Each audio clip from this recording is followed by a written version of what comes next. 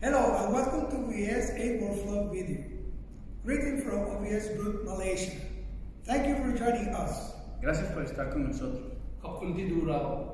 Today we'll be presenting dynamic operating limit modeling. Terima kasih.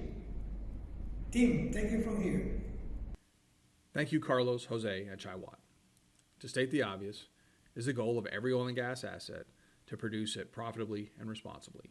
Usually that means produce as much as possible while maintaining safe and clean operations. Of course, there are a number of constraints we'll have to contend with along the way. Today we'll be talking about a workflow for determining and tracking operating limits in our asset. Consider that your asset may or may not consist of reservoirs, wells, flow lines, tanks, pipelines, gathering systems, processing plants, maybe even export hubs.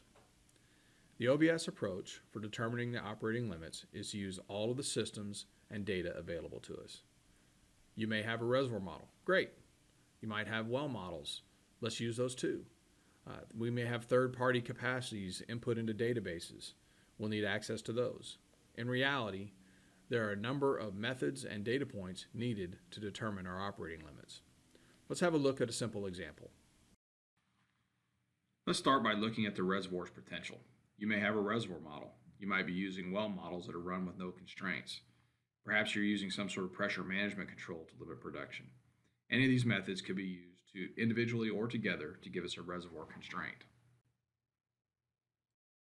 The next constraint is typically the wells themselves. The well potential could be determined by automatically updating and running all of the well models, from analytic forecasts, engineering assessments, well integrity workflows. However they are determined, they are rolled up to form a combined well constraint.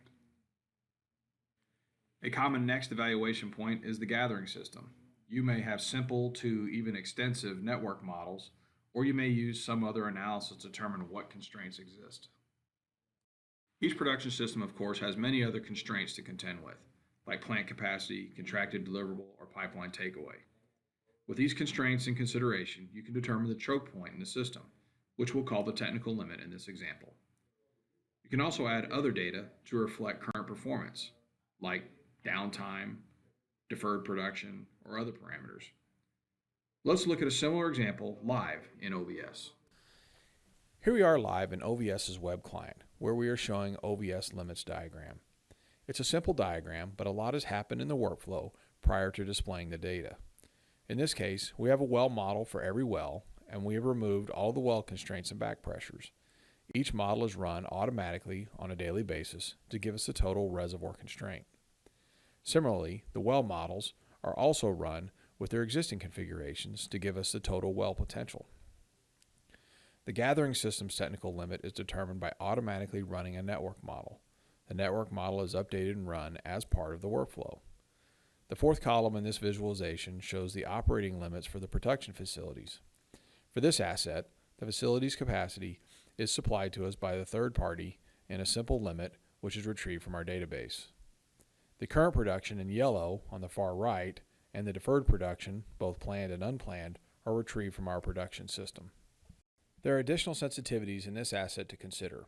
Here we're going to add additional volumes by selecting both economic and non-economic opportunities. The green, economic opportunities, show volumes that could be added with a sound investment. The brown, non-economic opportunities show a technical volume that could be recovered but doesn't make sense in this environment. The workflow also allows for certain users to create or edit certain constraints. Restrictions do apply on what can be added or overwritten. Here, since the well limits are determined using models, the interface does not allow editing. The user will need to work with the models directly to make any changes. The user interface does allow for the editing of other items in the system. For instance, let's create a new limit category for a contract and save it to the system. This can be done either temporarily or permanently, depending upon our needs. Here we are showing the economic and technical limits that were automatically calculated by the workflow. The user, however, can also create their own KPIs as well. So as you can see, with all the constraints determined, it is easy for asset managers and planners to observe choke points in the system. As a next step, since OBS is automatically running this workflow including all the underlying models, the users can also observe trends over time. For instance, the user may want to see how actual production has tracked versus the technical potential. So in this video, we covered a workflow that is simple in concept but difficult in practice to execute. It has been shown to dramatically improve efficiencies in estimating operating limits, provide the most current and up-to-date metrics, serve as a basis for performing system surveillance, allow for better decisions, and ultimately to improve total system performance. We thank you for watching this video and encourage you to reach out to OBS Group. We can be reached at our website or via our email address listed below. Thank you again.